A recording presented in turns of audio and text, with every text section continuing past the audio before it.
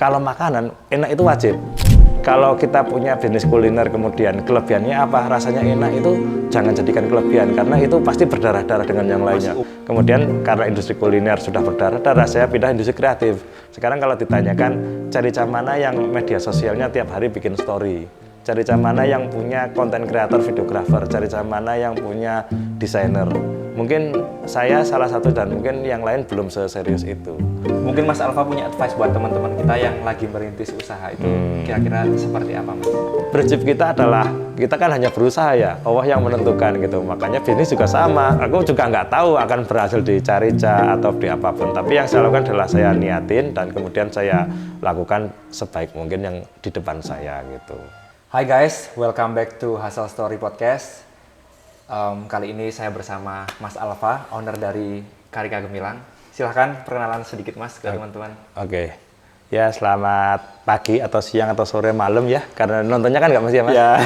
Nama saya Alfa, saat ini saya berbisnis terutama di industri oleh-oleh di kuliner di Carica dan menjadi salah satu produk di antara ratusan produk Carica di Wonosobo. Tapi alhamdulillah juga kita lumayan menggerakkan bukan cuma industri kuliner tapi juga industri kreatif untuk Carica sendiri.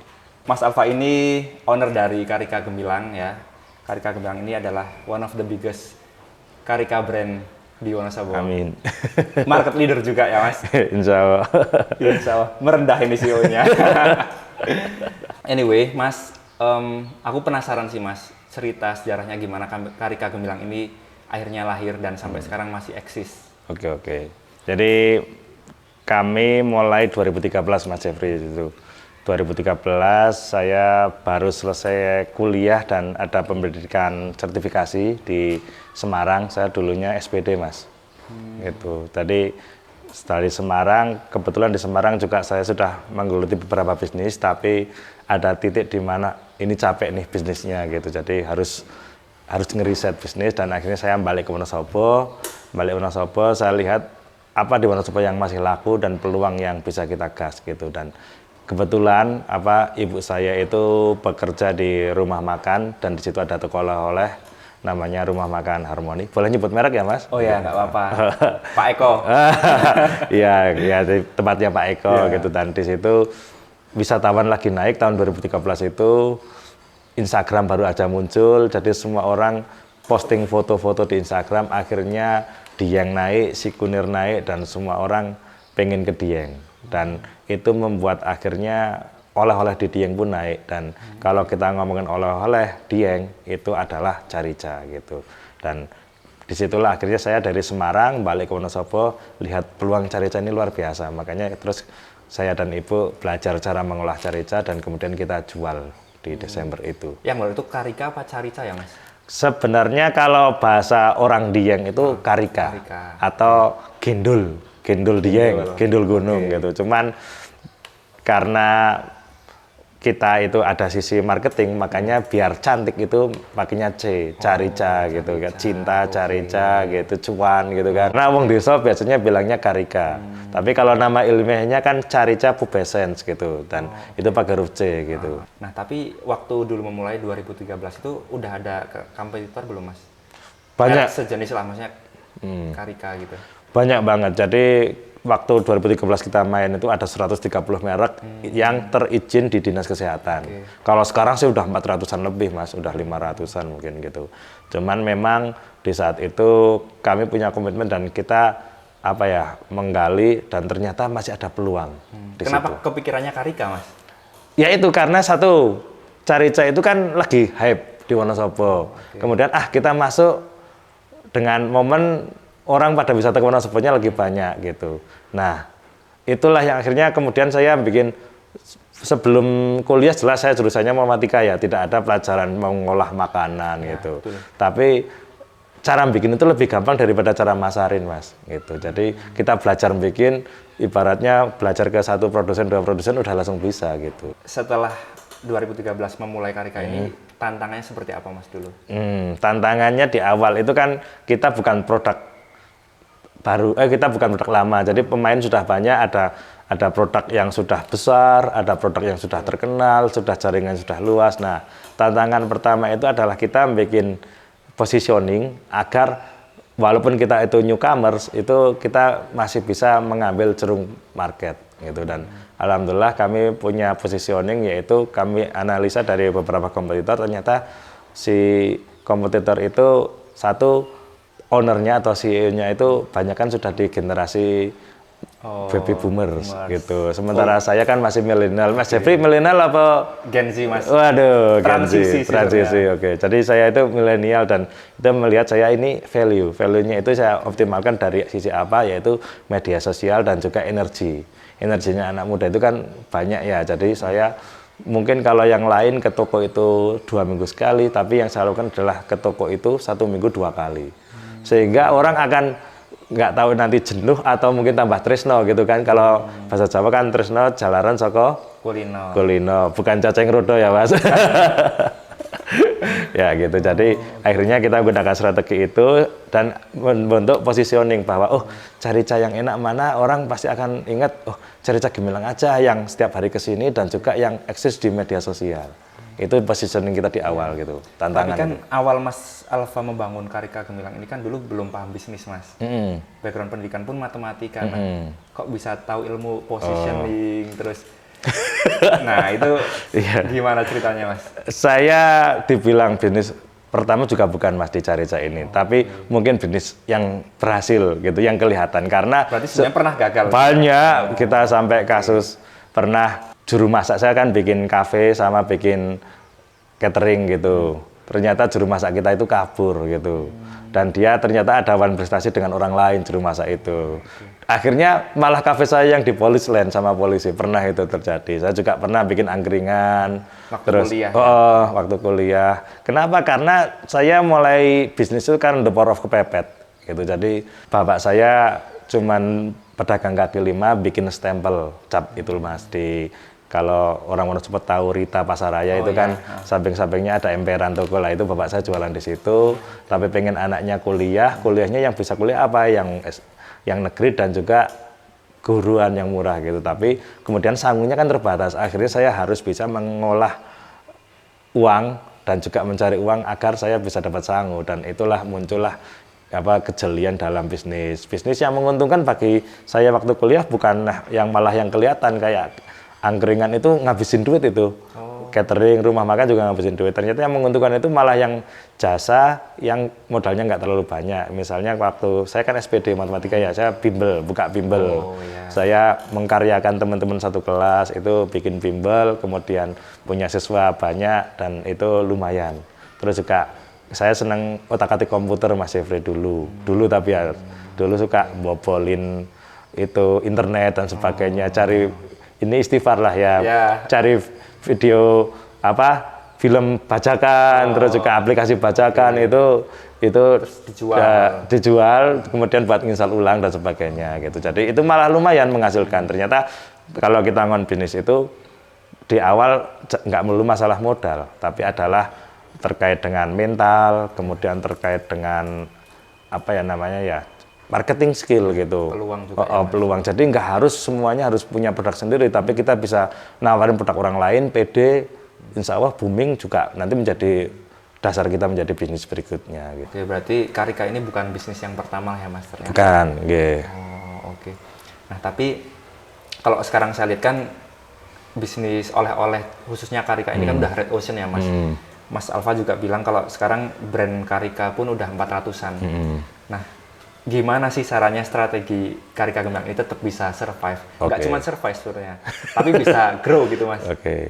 Emang itu tantangan bagi bisnis lah ya. Ngomongin bisnis itu kalau yang kelihatan menghasilkan pasti kompetitornya banyak. Dan itu sudah sunatullah lah ya, di mana ada gula di situ ada semut itu kan. Nah, kami juga ngalami, tapi salah satu strategi yang kami lakukan adalah kita tahu sudah berdarah-darah kalau bahasanya Mas Jeffrey itu red ocean. Gimana caranya deployation?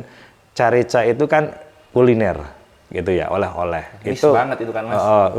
Itu oceannya, lautannya itu sudah merah. Tapi kemudian saya pindah ke biru dengan cara saya merubah yang tadinya industri kuliner menjadi industri kreatif. Jadi saya bermain Carica ini bukan sekedar kalau makanan enak itu wajib. Jadi kalau kita punya bisnis kuliner kemudian kelebihannya apa, rasanya enak, itu jangan jadikan kelebihan karena itu pasti berdarah-darah dengan yang lainnya. Masih umum lah Semua ya. orang ngaku makanannya enak gitu kan, entah itu resepnya Simbah, resepnya Pak D dan sebagainya gitu. Nah, tapi yang saya lakukan adalah kemudian karena industri kuliner sudah berdarah-darah, saya pindah industri kreatif. Sekarang kalau ditanyakan cari mana yang media sosialnya tiap hari bikin story, cari mana yang punya konten kreator, videografer, cari mana yang punya desainer. Mungkin saya salah satu dan mungkin yang lain belum seserius itu. Bahkan kita punya media sosial TikTok yang sering FYP, kita collab juga dengan beberapa TikToker Wonosobo dan juga selebgram juga gitu, dan itu kita lakukan dengan ada targetnya. Jadi akhirnya kita membuat, kalau ngomong industri ya, itu kan harus ada ukurannya. Gimana caranya agar hal yang kreatif tadinya itu hanya sekedar saya kalau lagi mood bikin konten, tapi harus diukur. Makanya ada target buat si videografernya, ada target si desainernya gitu. Dan itu susah diikuti oleh kompetitor kita yang orang Dieng, orang sudah baby boomer, udah tua-tua bilangnya, saya kalau di depan kamera malu gitu dan sebagainya gitu. Saya nggak pinter HP-an dan sebagainya gitu. Itu Mas. Berarti lebih ke gimana caranya Karika Gemilang ini menggencarkan brandingnya ya Mas, biar top of mind gitu. Betul. Tapi apakah dengan branding yang segencar itu bisa berpengaruh ke penjualan Mas? Itu kalau di bisnis kan ada 3 ya Mas, selling, marketing, branding. Dan kalau ngomong selling langsung jadi duit ya. Kalau marketing mungkin duitnya seminggu 2 minggu. Tapi kalau branding itu kan kadang setahun 2 tahun gitu. Tapi orang lupa bahwa branding itu bukan, kalau bahasa Indonesia kan pencitraan. Nah, sebenarnya branding itu bukan cuma pencitraan, tapi bagaimana cara kita membuat bisnis itu menjadi lebih berkah. Kalau kita ngomongin, saya Muslim kan, kita punya Nabi Muhammad, itu gelarnya sebelum menjadi Rasul apa? Al-Amin, bisa dipercaya. Itu kan branding. Branding beliau adalah ketika ketemu dengan siapapun, Siti Khadijah, ketemu di Syam, ketemu raja-raja, itu kan dia seorang yang bisa dipercaya gitu. Nah, saya memposisikan diri bahwa di Carica ini bahwa saya bersungguh-sungguh. Jadi bukan sekedar namanya yang terkenal, tapi juga kita komitmen. Mulai dari awal kami ke toko-toko, kita bikin pelayanan bahkan seminggu sampai ketemu 2 kali. Tujuannya biar apa? Biar kita ramah sama customer, ramah toko, masalahnya tahu, dan juga kita bisa dekat dengan si itu yang jaga dan juga si owner toko itu. Jadi branding itu perlu dan lumayan Mas bagi kami. Dan akhirnya ketika kita melakukan branding bukan sekedar pencitraan. Kalau mungkin kalau kita lihat zaman sekarang kan pejabat-pejabat itu kan bangun personal branding, tiba-tiba jadi orang baik, tiba-tiba jadi suka berbagi gitu. Tapi yang kita lakukan enggak. Jadi kita lakukan adalah branding ini benar-benar murni dari dalam. Bahkan kita punya budaya kerja gitu, dan itu kita tanamkan sehingga dampak itu akan terasa sampai ke customer gitu, bahwa mereka melihat bahwa ini Carica bukan sekedar kontennya yang viral, tapi secara legalitas kita juga udah lengkap Mas. Kita harus punya halal. Jadi 1 tahun usaha kami langsung mengajukan halal dan juga izin lainnya PRT, dan sekarang kita sudah punya BPOM. Bahkan mungkin yang belum terpikirkan adalah kita sudah punya HACCP, yaitu standar untuk keamanan pangan, Hazard Analysis Critical Control Point, itu sudah standar internasional. Yang itu akhirnya membuat produk kami itu memang serius dibikin agar customer merasa enak dan juga senang untuk makan itu. Luar biasa sih. Agak berbelit-belit ya. Tapi keren sih Mas, keren. Karena kalau aku lihat ya, maksudnya brand Karika di Wonosobo itu kan ya betul apa yang Mas Alfa sampaikan. Yang punya itu kebanyakan baby boomers. Nggak ada yang dihandle secara profesional seperti Karika Gemilang. Bahkan ya, saya kan kebetulan usahanya di wisata juga Mas. Oh ya. Nah, kalau saya bawa tamu, pasti saya merekomendasikan Karika Gemilang. Pasti itu Mas, Karika Gemilang. Karena saya tahu maksudnya mulai dari hulu ke hilirnya itu jelas gitu. Proses produksinya pun jelas, kebersihannya, profesionalitas timnya, terus ownernya juga luar biasa. Ownernya jelas ya? Jelas. Nggak menyamar ya? Nah, itu Mas. Nah, itulah enaknya branding. Jadi ketika misalnya pandemi, orang kan pada pasar kan semuanya sepi. Betul. Toko oleh-oleh semuanya tutup. itu kalau kita cuma jualan selling sama marketing dan tidak branding itu pasti langsung tiba-tiba blurut dan libur terus Mas. Tapi karena kita branding kemudian kita tinggal shifting cara strategi jualan itu orang ini Karika sekarang main di TikTok nih. Oh ini Karika sekarang bangun kemitraan nih. Semua orang bisa jadi dropship walaupun saya nggak di Wonosobo, walaupun saya PNS, tapi saya kan karena nganggur ya waktu pandemi ya. Saya bikin story pakai videonya Karika Gemilang tiba-tiba ada yang order terus kemudian kita kirim atas namanya si PNS itu gitu. Jadi hal-hal kayak gitu yang karena kita punya branding dan juga punya sistem itu alhamdulillah walaupun ada perubahan dan sebagainya itu kita masih bisa eksis gitu Mas.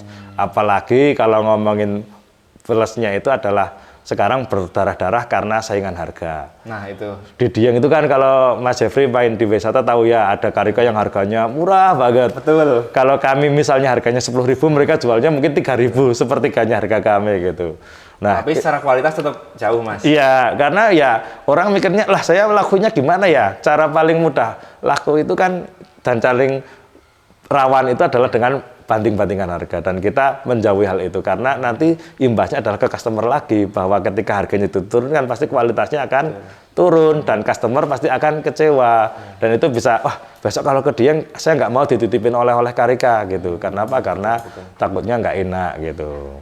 Akhirnya mereka ketemu dengan Carita Gemilang kayak Mas Jeffrey mungkin ketemu karena tahu Carita Gemilang akhirnya ketika sama customer, wah ini kan customer saya ini jangan sampai dia kecewa, cari yang enak gitu, udah langsung Gemilang aja, terpaut Rp1.000 nggak masalah gitu, kayak gitu ya Mas. Iya, karena trust itu sih Mas. Karena siapapun kalau misalkan merekomendasikan ke orang, kalau misal produknya nggak bagus ya saya malu juga lah. Nanti tiba-tiba di WA repot ya. Itu kan. Oh ya Mas, perkembangan Karika Gemilang ini dari dulu yang awal mula buka 2013 itu kan masih di handle sendiri. Nah, sekarang perkembangannya seperti apa Mas? Alhamdulillah kalau secara angka memang kita ada titik di mana ada tahun yang naik banget tiba-tiba kemudian stabil gitu. Tapi dengan stabil itu kita syukuri adalah ayem. Tapi kalau untuk perkembangan memang banyak kan malah kebanyakan emosional kami. Tapi di sisi bisnis ya awalnya dulu kan kita industri rumah tangga. Industri rumah tangga itu kan masih di rumah tangga, rumahnya ibu saya gitu. Tapi sekarang alhamdulillah sudah di tempat produksi sendiri, kita bisa produksi sampai kapasitas di tempat itu saat ini kapasitas bisa 1 ton per hari. Itu jadi karyawan juga dulu waktu cuman 1 orang, sekarang juga sudah 25-an orang gitu Mas untuk di Carita gitu. Dan yang saya syukuri sebenarnya secara dampak gitu, walaupun kita belum banyak ya Mas, tapi dampak kami untuk warga sekitar banyak kan untuk karyawan produksi itu adalah warga sekitar gitu. Jadi alhamdulillah kita bisa sedikit menggerakkan ekonomi gitu ya Mas. Terus juga dampak kami berikutnya adalah ke petani, kita juga lagi ikhtiar banget gimana caranya agar para petani juga ikut berkembang. Kita ada kebun belajar sekarang Mas, jadi kami punya lahan sekitar 3.000 meter, kita niatkan untuk kebun belajar agar gimana caranya Carita yang tadinya 1 pohon panen 1 minggu misalnya 2 kilo bisa menjadi 20 kilo gitu. Kita menggunakan teknologi, kita menggunakan konsultan itu sehingga ketika kita berhasil nanti petani-petani juga akan berhasil juga gitu Mas. Terus juga dampak ke masyarakat juga alhamdulillah kita juga ikut nyemangatin para pelaku Karika yang lain untuk yuk pada bisnis dengan cara yang baik, promosi dengan cara yang baik sehingga banyak orang yang kenal Karika dan bikin produk yang bagus juga gitu. Jadi itu Mas lah yang bisa syukur gitu. Terus kalau dampak secara apalagi ya finansial ya cukup lah ya Mas untuk makan sama sekolahin anak gitu. Turah-turah. Karika itu kan produk khas ya oleh Wonosobo. Kok bisa Mas Alfa itu menjual ke orang yang tujuan awal itu nggak berwisata di Wonosobo, kan itu kan buat ini kan apa oleh-oleh lah ya. Nah itu sekarang Karika Gemilang itu justru malah orang yang menikmati, orang yang nggak berwisata ke Wonosobo itu gimana Mas ceritanya? Pernah punya cerita itu? Ada itu kayak di luar kota sering kemana loh kok ada Karika Gemilang gitu. Oke. Jadi kita tetap walaupun namanya bukan di Wonosobo tapi ada titik di mana Carita itu identik dengan Dieng. Jadi tidak bisa terpisahkan antara Carita dengan Dieng gitu. Dan kenapa? Karena ada emosional di situ. Saya jual ke luar kota itu pun lebih banyak ke toko oleh-oleh. Kenapa toko oleh-oleh? Karena di toko oleh-oleh itu banyak orang traveling. banyak orang jalan-jalan yang akhirnya beli toko oleh-oleh gitu, karena biasanya orang jalan-jalan itu lebih mengenal Carica daripada orang yang bukan jalan-jalan. Karena apa? Karena wah, saya kemarin ke Wonosobo beli Carica enak, kok di sini ada Carica ya gitu. Nah, akhirnya mereka keinget emosional ketika lagi di Wonosobo, ketika wisata di Dieng, atau pernah dioleh-olehin orang ke Dieng, saya mau makan yang seger-seger dan manis ini. Jadinya akhirnya mereka ketrigger gitu, Mas. Gitu. Jadi nggak harus main ke Wonosobo dulu. nggak harus ada main ke Wonosobo, tapi ada benang merahnya, yaitu mereka ketrigger dengan sebuah emosional ketika, apalagi sekarang Dieng itu kan lagi hype. Banyak wisatawan dari Jakarta, udah nggak usah ke Lembang terus, mainnya ke Dieng gitu kan. Orang dari Semarang, Surabaya itu semuanya motoran touring ke Dieng, wisata sekolah ke Dieng, kantor ke Dieng dan sebagainya gitu. Jadi akhirnya emosional Dieng itu lagi dalam kondisi positif lah. Apalagi Wonosobo juga kebetulan kemarin banyak viral dan hal positif, balon, biawak dan lain sebagainya gitu. Kalau ngomongin soal kegagalan, Mas, pasti kan Mas Alfa ini udah merasakan manis asamnya berbisnis lah, ups and down-nya.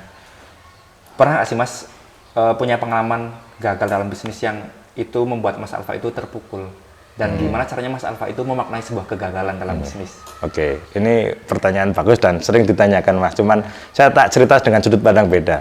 Jadi gagal itu adalah sesuatu ketika kita melakukan, kita punya harapan besar, kemudian tiba-tiba nggak jadi, dan habis itu stop.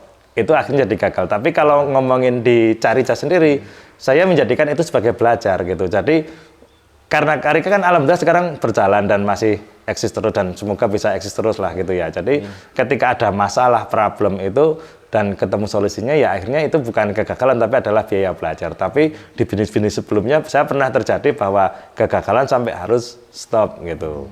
Jadi dan itu hanya dapat insight-nya aja. Misalnya di bisnis yang tadi saya sampaikan di rumah makan itu, ternyata chef utamanya itu ada investasi dengan orang lain, sehingga akhirnya kita bahkan sampai barang-barangnya yang di dapur itu asetnya saya, itu sampai diambil si orang yang merasa ketipu gitu.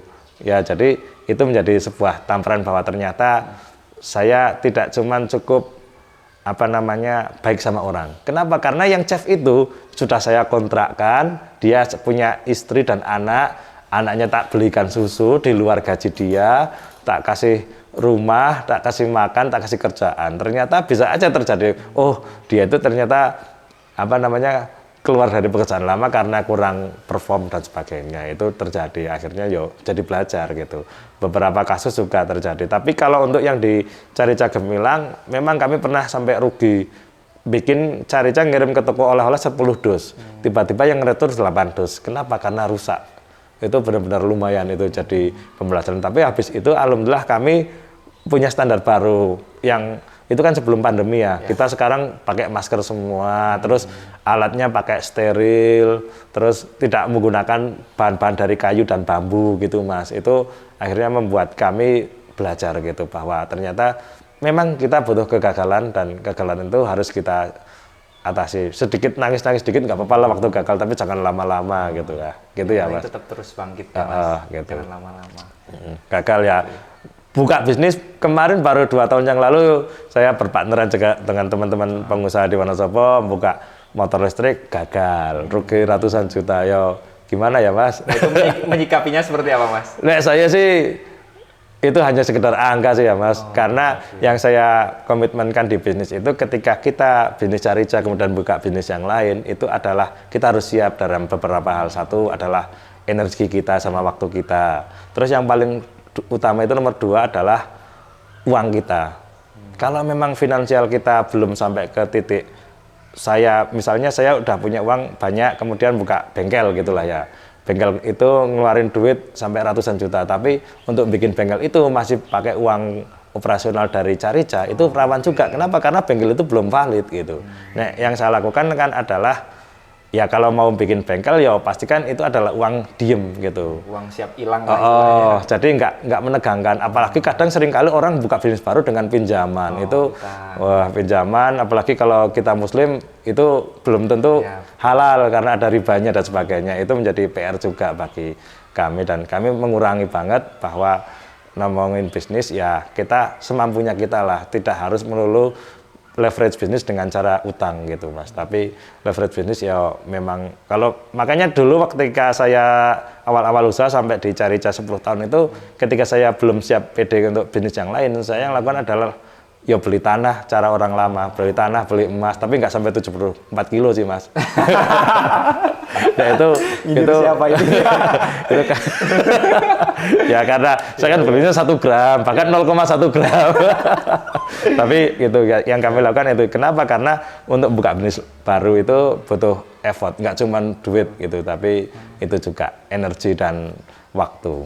Tapi gimana caranya kita tahu Mas kalau kita udah siap membuka bisnis yang lain? Itu ngukurnya apa sih? Kalau ngukurnya kalau kamu sudah punya income yang aman gitu aja. Misalnya saya kalau disiplin kami kan untuk barang konsumtif harus uang mengendap 1 tahun misalnya. Jadi misalnya saya mau ganti mobil gitu.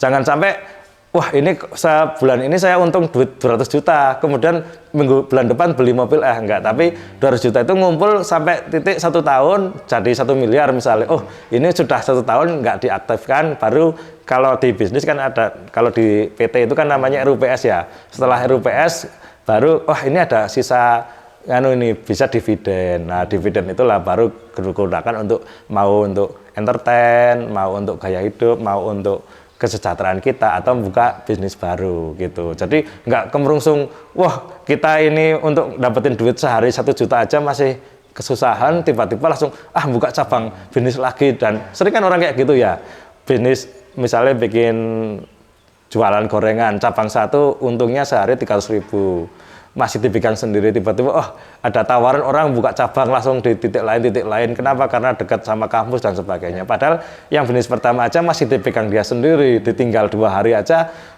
orangnya pasti keteteran dan sebagainya. Itu jadi alhamdulillah sih tempat kami sudah kita pernah coba, tak tinggal 1,5 bulan tanpa saya ke kantor sama sekali sudah bisa. Walaupun reportnya kita tetap harus, nggak ada orang bisnis itu namanya CEO itu bisnis jalan yang punya jalan-jalan terus, itu nggak ada sih Mas.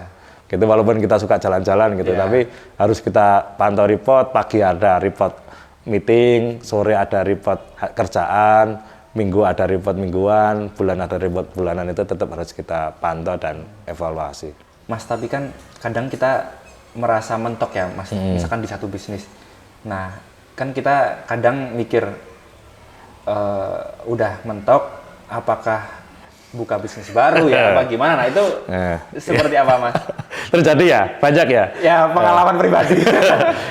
Saya juga di Carica baru kemarin memutuskan untuk buka bisnis baru yang lain dan agak lumayan aktif. Kalau dulu kan cuma investing lah ya, jualan beli mobil juga kita partneran juga. Tapi kemarin kita rada aktif. Kenapa? Karena ada titik di mana kadang di bisnis itu ada limitnya. Di Carica juga misalnya karena masalah bahan baku. Untuk musim-musim sekarang ini, musim kemarau itu buah lagi susah Mas. Jadi kita ngegas mau jual ke 1.000 toko jadi 10.000 toko itu jedar orang-orang barangnya kan repot ya. Nah limit-limit itu akhirnya kan sudah punya passive income-nya. Jadi kita masih itu. Tapi yang perlu disiapkan adalah timnya kita dan juga sistemnya sudah ada belum. Kalau belum dan kamu kemudian langsung exit itu repot juga. Nah, yang terjadi itu banyak kan ini Mas, kadang ya. Itu adalah wah bisnis wes jenuh, nggak naik-naik, apa buka bisnis baru. Nah, kalau kita belum belajar lagi, repotnya adalah kita cuma duplikasi kesalahan. Akhirnya buka bisnis baru, kita sebagai CEO, Chief Everything Officer, ngapa-ngapain kita lagi dan itu capek lagi. Tapi ketika saya kemarin baru bikin villa itu langsung ada manajernya. Bahkan sebulan nggak tak longok pun masih bisa gitu loh. Kenapa? Karena kita sudah belajar bisnis systemized di Carica ini. Kemudian ketika kita bikin villa bikin sistem, bikin cara perekrutan, bikin cara marketing dan sebagainya itu sudah ada polanya gitu, tidak cuma duplikasi. Nah, tipsnya kalau memang dijenuh kayak gitu adalah mungkin teman-teman adalah yang perlu dibenerin itu adalah wadah kita, ember kita itu harus diperlebar dengan cara apa? Belajar.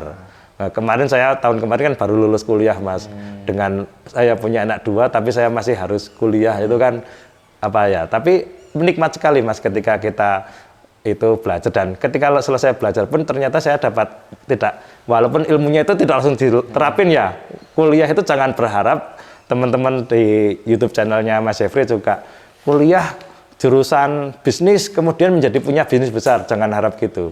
Kuliah jurusan manajemen terus bisa mengelola, enggak. Tapi yang kita lakukan di kuliah itu adalah tadinya ember kita kecil, kemudian kita karena di kuliah, kemudian kita besar.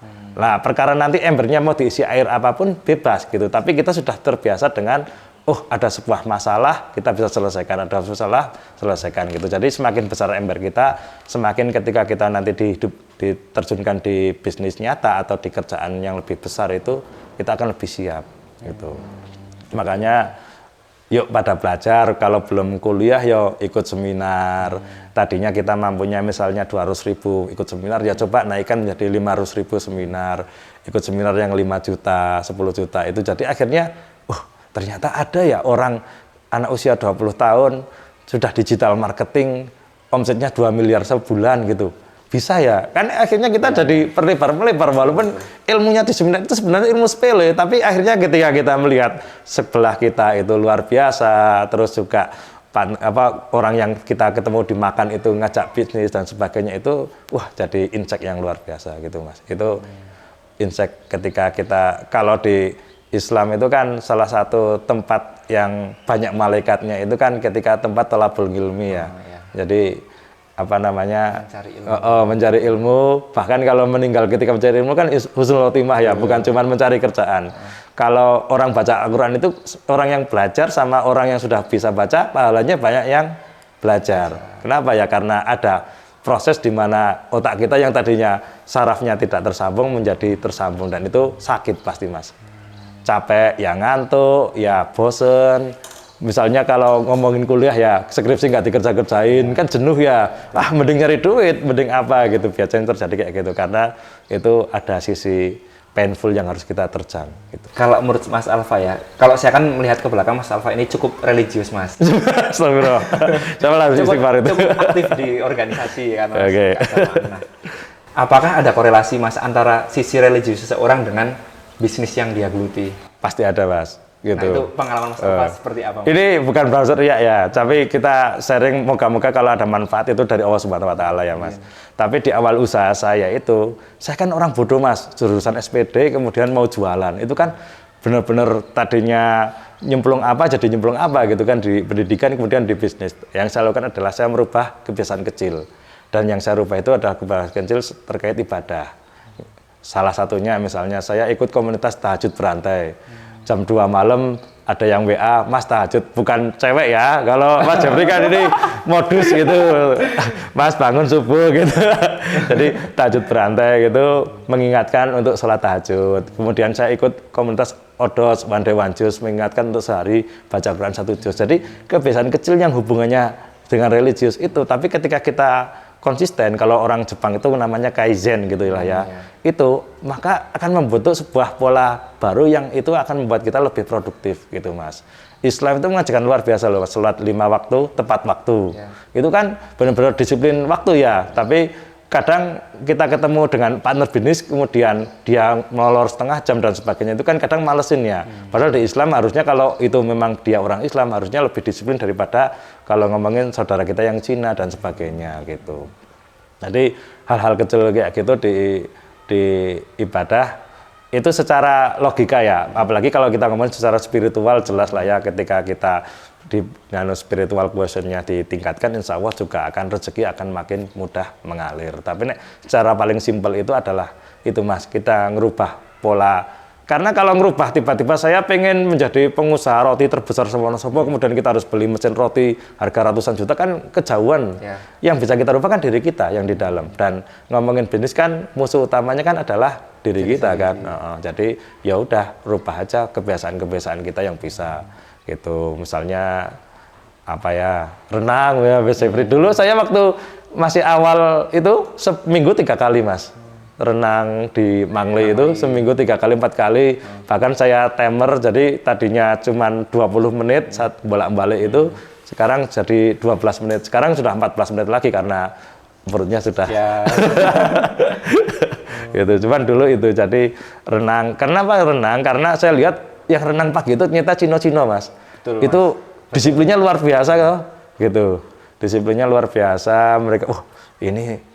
Jadi saya itu ngikutin cara yang dilakukan oleh orang-orang yang saya anggap wah ini berhasil nih dan sebagainya. Dan bacaan juga gitu saya lakukan. Buku saya ada bukunya Soekarno, Habibie, Soeharto itu, jadi itu pemimpin-pemimpin terus pengusaha-pengusaha itu juga saya baca agar kita tahu pola mereka itu seperti apa sih. Buku-buku ya kalau zaman dulu itu kan ada Ibu Santosa, Mary Riana itu yang membesarkan saya gitu di waktu kuliah. Ketika selesai kuliah saya nggak pengen kerja gitu, dan dengan cara apa, baca buku yang orang-orang tidak kerja gitu, orang-orang keajaiban gitu kan. Magnet rezeki. Itu terus baca Mas. magnet rezeki itu juga aja rezeki dan sebagainya gitu. Saya bahkan beberapa kali menerapkan loh, kayak misalnya di buku magnet rezeki ada yang nabung 20.000 itu loh, nabung 20.000. Jadi ketika kita ngelesin atau kita dapat kembalian dari warung, pakai uang 100.000 kembaliannya 20.000, ada 3, itu harus masuk ke kantong. Jadi saya punya kantong yang isinya hijau-hijau semua. Nah, itu habisnya buat apa? Buat beli susu tadi yang orang saya bantu. Gitu. Jadi saya udah nabung itu 20.000-an sampai hampir 3 juta mungkin, kebak gitu. Tapi kan lihat saya punya karyawan, yang karyawan itu punya anak, Mas, anak saya belum beli susu ya Mas gitu. Akhirnya beli susu itu mahal ternyata. Saya hari 70.000 itu paling buat 2 hari 3 hari gitu kan. Akhirnya saya ngambil, yaudah bismillah lah, ini saya keluar untuk bisa berbagi gitu aja.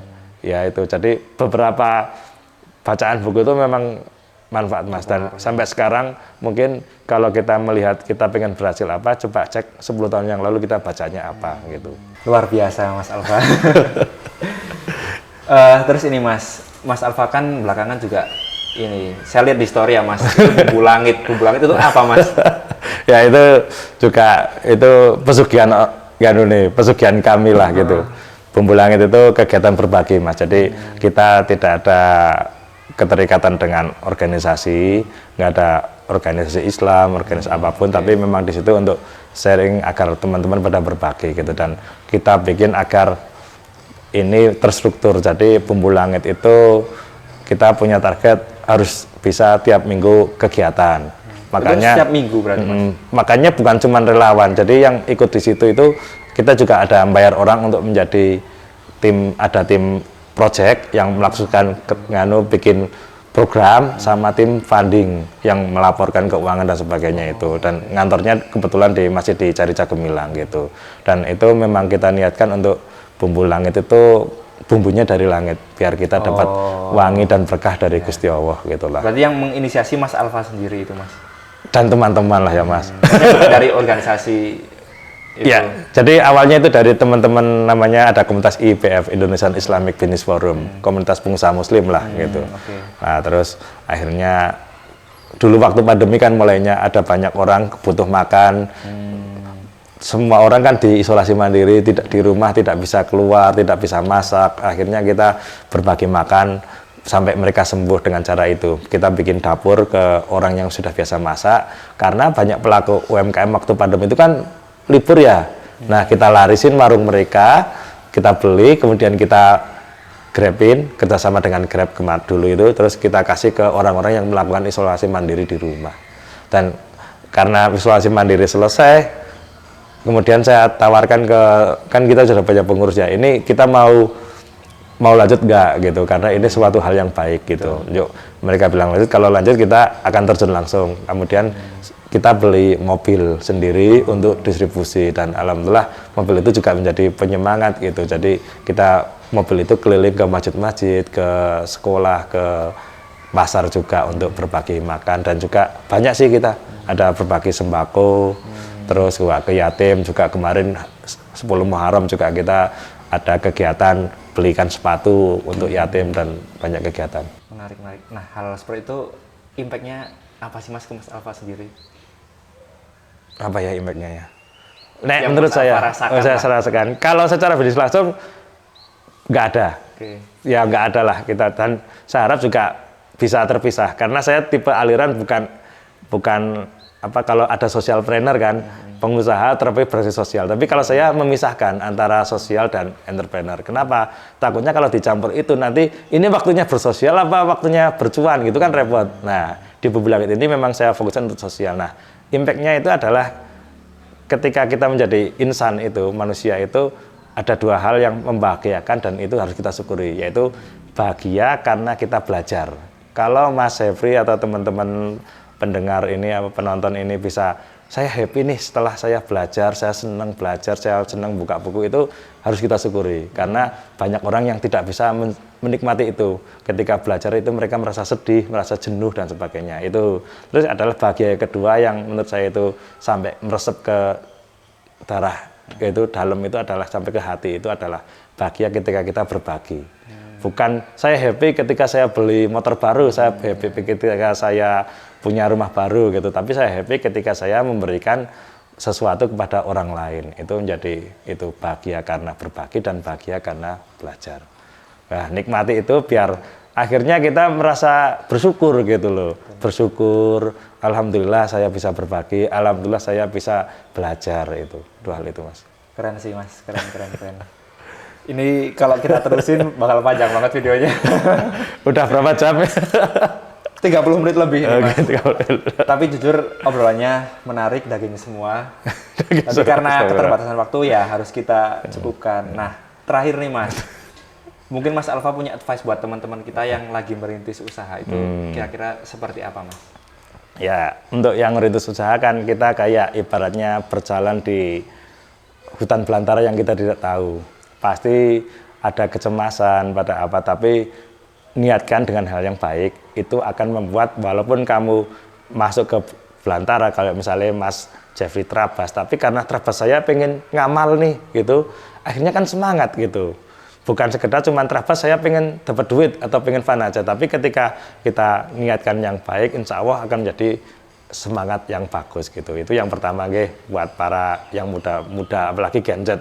Gen Z itu tantangannya kan di endurance-nya, semangatnya, konsistensinya itu PR.